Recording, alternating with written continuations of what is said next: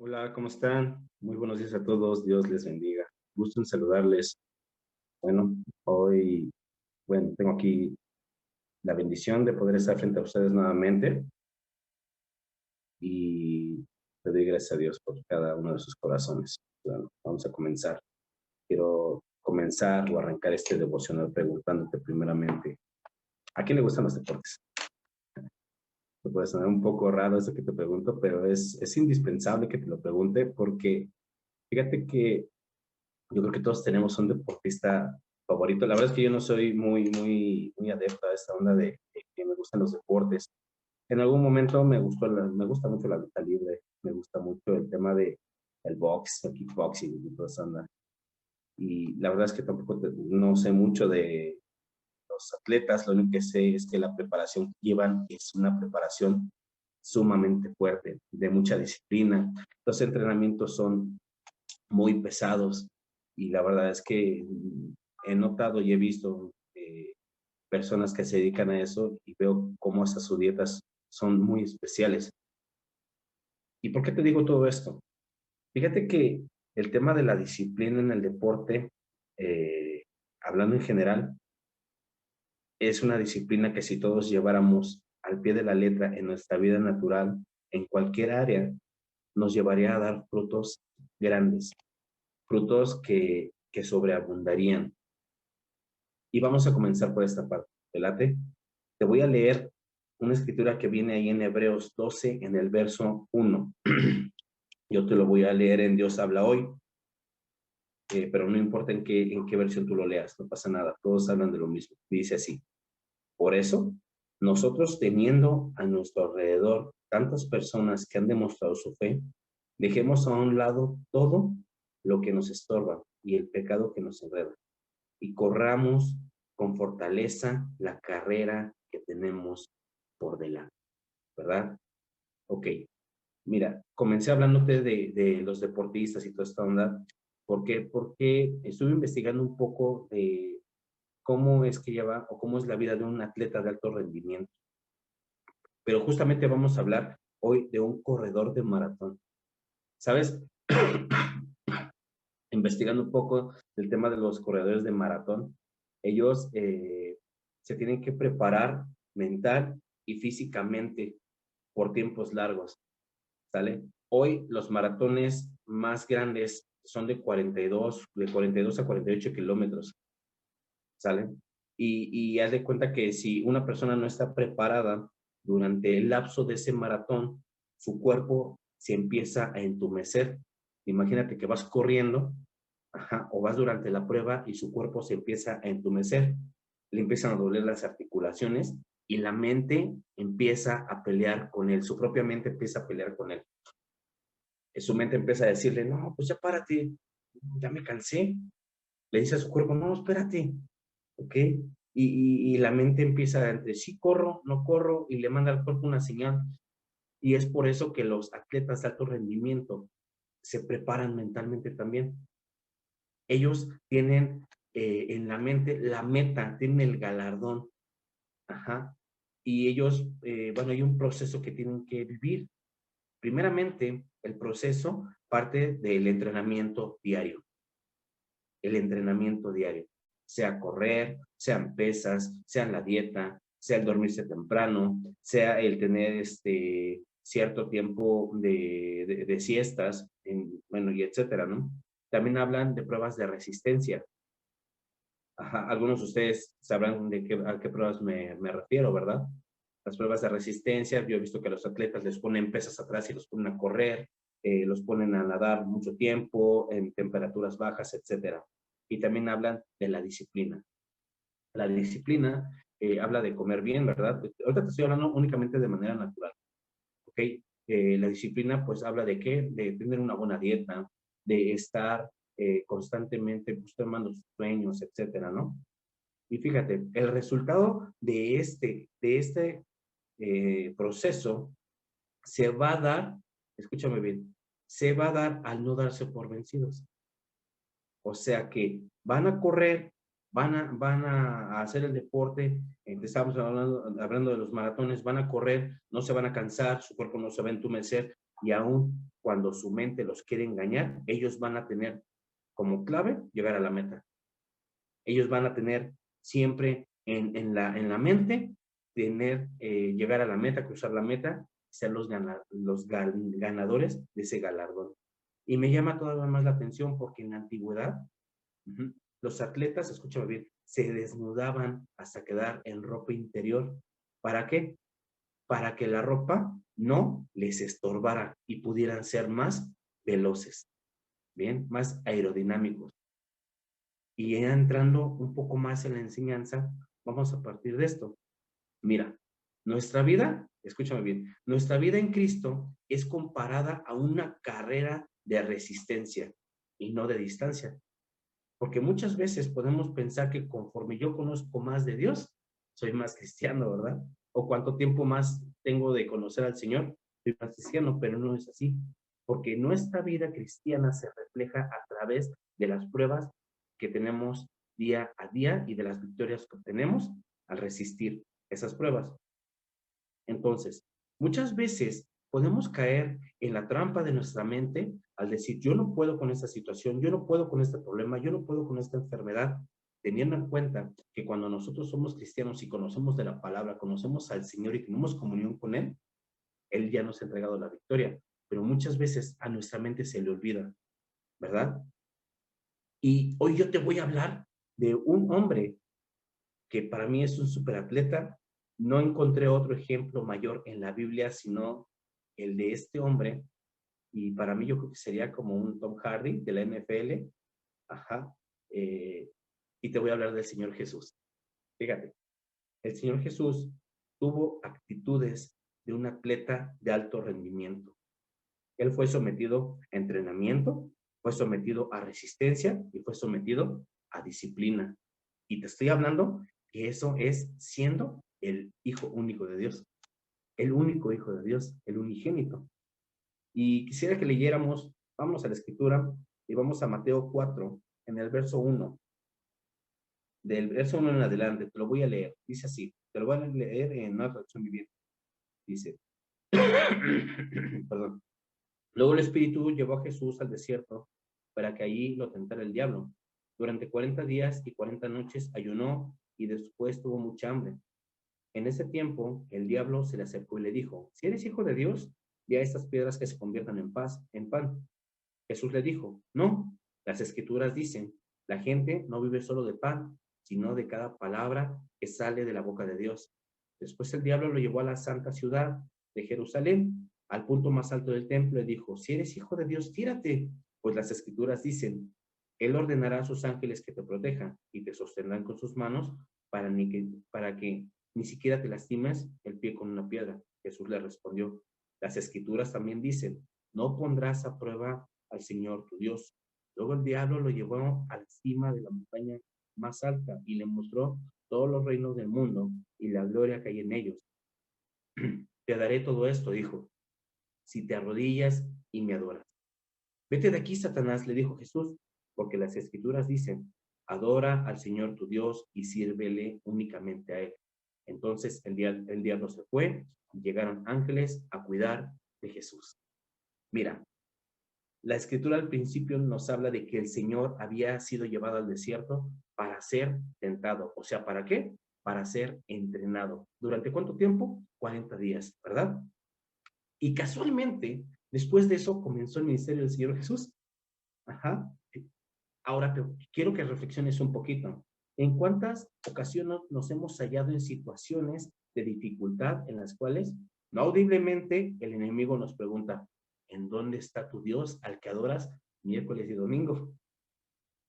¿En dónde está tu Dios aquel al que tú vas y le dices gracias porque me has dado todo? ¿Verdad? Y hay veces que le corremos porque no sabemos cómo contestarle o cómo reaccionar ante situaciones adversas.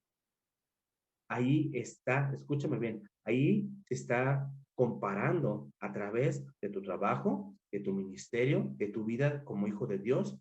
Porque déjame decirte que cada prueba, escúchame bien, cada prueba, mejor dicho, cada prueba es testimonio de que Dios te ha ocupado o te ocupará como un arma. Fíjate, nuestras debilidades, Dios las puede ocupar para, para que sean un arma en contra del enemigo. Pero nosotros muchas veces permitimos que nuestra mente nos juegue chueco. Y cuando el enemigo nos pregunta, ¿en dónde está tu Dios? Nosotros dudamos de nuestro Dios. Imagínate que en ese momento el Señor Jesús se hubiera doblegado y le hubiera dicho, bueno, un pancito, ¿no? Pues tengo hambre. Bueno, me puedo arrodillar frente a este vato y seguramente pues voy a tener todo porque él me lo está prometiendo.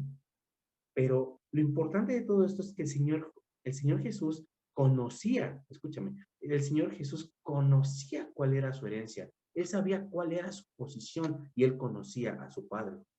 Entonces, conforme el enemigo le hablaba, le decía, no, no, no, mi chavo, mira, fíjate, el escritor te dice esto. Y al final lo termina corriendo porque el Señor Jesús no tenía tiempo de hablar con él. Él sabía que se había cumplido el cometido de su entrenamiento en ese lugar. Asimismo nosotros, familia, cuando nosotros pasemos por diversas pruebas, tenemos que tener en cuenta quiénes somos. Vamos a pasar por un entrenamiento. En la primera escritura lo estábamos leyendo, ¿verdad? Estamos corriendo una carrera y en esa carrera tenemos que aprender a despojarnos del pecado, a despojarnos de aquello que nos debilita ante las situaciones difíciles. Y este ejemplo que te estoy dando de entrenamiento, la verdad es que viene a retar mi vida, porque ciertamente muchas veces pasamos por situaciones difíciles y tendemos a decir, híjole, yo creo que hoy me fallaste, o yo creo que hoy no me respondes mis oraciones. Todo lo contrario, tenemos que conocer la posición que tenemos como hijos para poder ejercerla. Y así mismo el Señor está ocupando nuestra vida. Otro de los ejemplos que me muestra el Señor Jesús como un atleta de alto rendimiento fue la resistencia que tuvo. Y te quiero leer Hebreos 12, en el verso 2 y 3, en la Nueva Biblia Viva. Dice así, mantengamos fija la mirada en Jesús, pues de Él viene nuestra fe y Él es quien la perfecciona. Él, por el gozo que le esperaba, soportó la cruz y no le dio importancia a la vergüenza que eso significaba. Ahora está sentado a la derecha del trono de Dios. Por eso, piensen en el ejemplo que Él nos dejó, pues siguió adelante a pesar de tanta oposición por parte de los pecadores. Por tanto, no se cansen ni pierdan el ánimo. Díganme, es tremendo que estemos comparando al Señor Jesús con un atleta, ¿verdad? Y estos ejemplos me llevan únicamente a entender que el Señor Jesús, a pesar de todo, fíjate lo que dijo, o lo que dice la Escritura, Él soportó todo, soportó la muerte de cruz, porque Él sabía y entendía que había un galardón detrás de todo el sufrimiento que iba a tener. No le importó la oposición, no le importó sufrir lo que estaba padeciendo, el dolor, porque entendía, escúchame, entendía que al final del día todos nosotros íbamos a recibir ese galardón. ¿A través de qué? A través de su vida, familia. Y más sin en cambio, nosotros cuando tenemos un pequeño padecimiento decimos, ¿cómo yo voy a soportar tanto? No, hombre, si lloré mucho y no me contesta el Señor, yo estoy bien así. Mejor ya no le hablo porque Él no me contesta. Y muchas veces somos bien chillones. Somos bien chillones, ahora sí que no aguantamos nada, ¿verdad?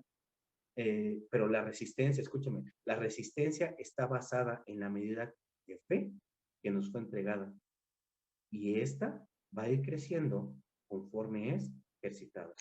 ¿En dónde está tu fe? ¿Cómo es que trabajas tu fe?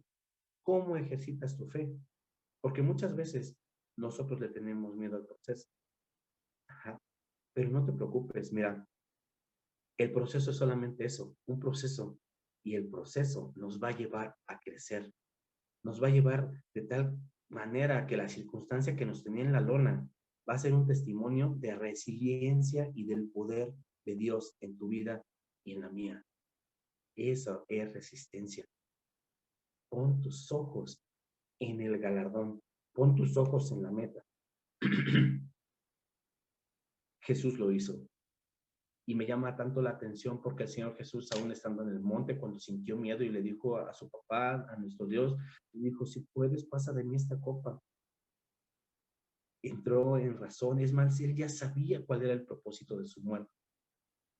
Hubo oposición, claro. El enemigo lo quería muerto, ¿verdad?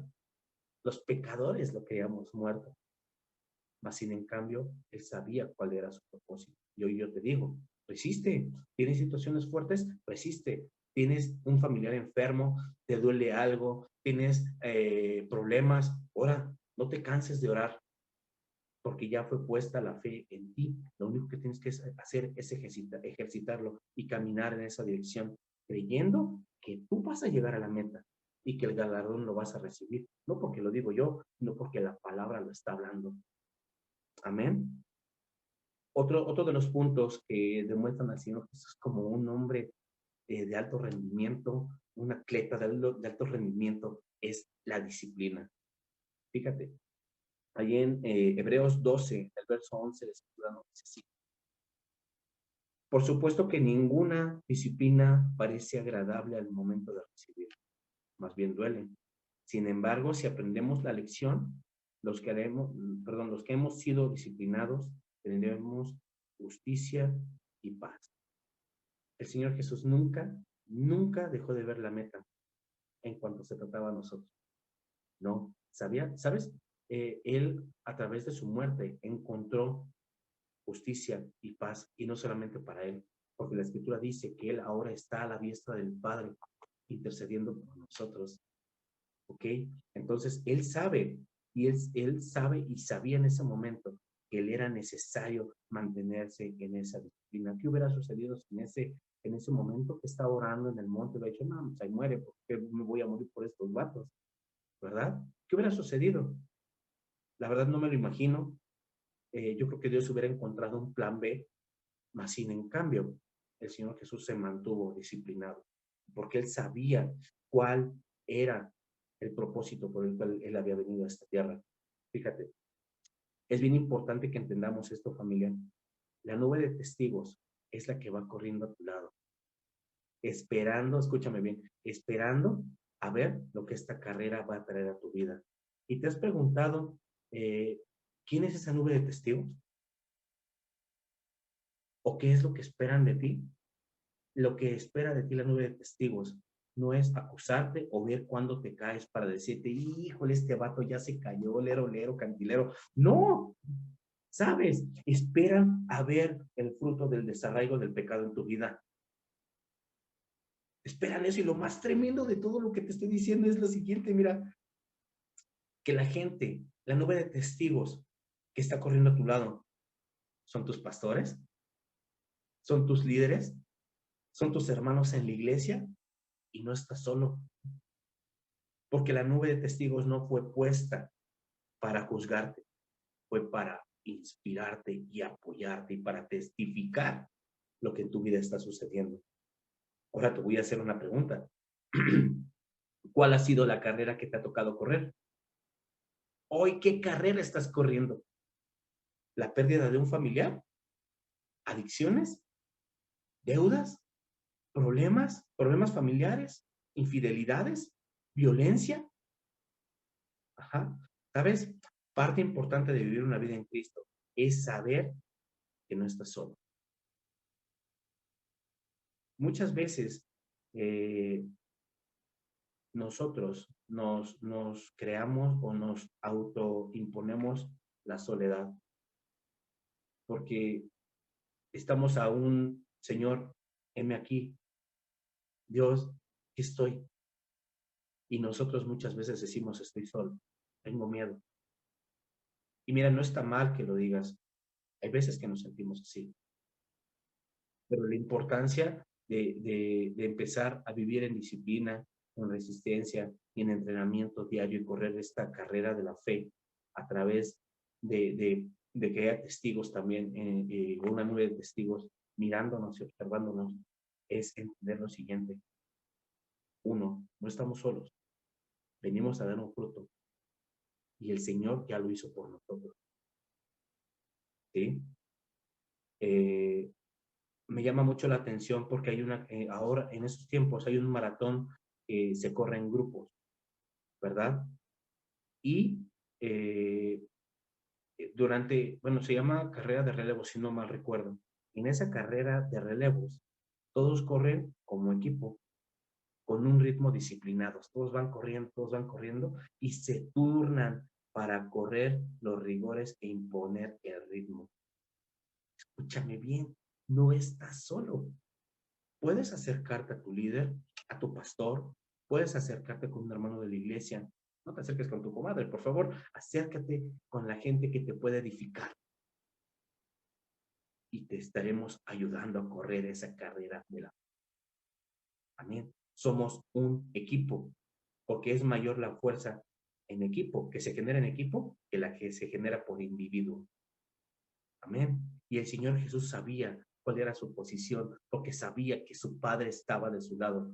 Imagínate que él se hubiera ubicado únicamente cuando sus discípulos se quedaron dormidos en el monte. De hecho, no, mano, pues si con esos, y ahora sí que sí tengo esos como amigos, ¿para qué quiero enemigos? Se quedan dormidos. No, él sabía que su Padre estaba con él. Y es más, le mandó a unos ángeles para que lo apapacharan, para que le dijeran, tranquilo, todo va a estar bien, ¿verdad? Y bueno, mira, te voy a mostrar lo contrario a lo que te hablaba ahorita de entrenamiento, de resistencia y disciplina, rapidísimo. Mira, lo contrario a entrenamiento es el sedentarismo espiritual. El sedentarismo espiritual es el fruto de una vida llena de frustración, de miedo y de soledad autoimpuesta. Es el sedentarismo espiritual, quedarte sentado y no hacer nada, esperar que te digan, pobrecito, está malito, híjole, no, no manches, no, ¿cuándo Dios le hará el milagro? No, no, no estamos llamados a eso, ¿ok? ¿Qué es lo contrario, qué es lo contrario a la resistencia?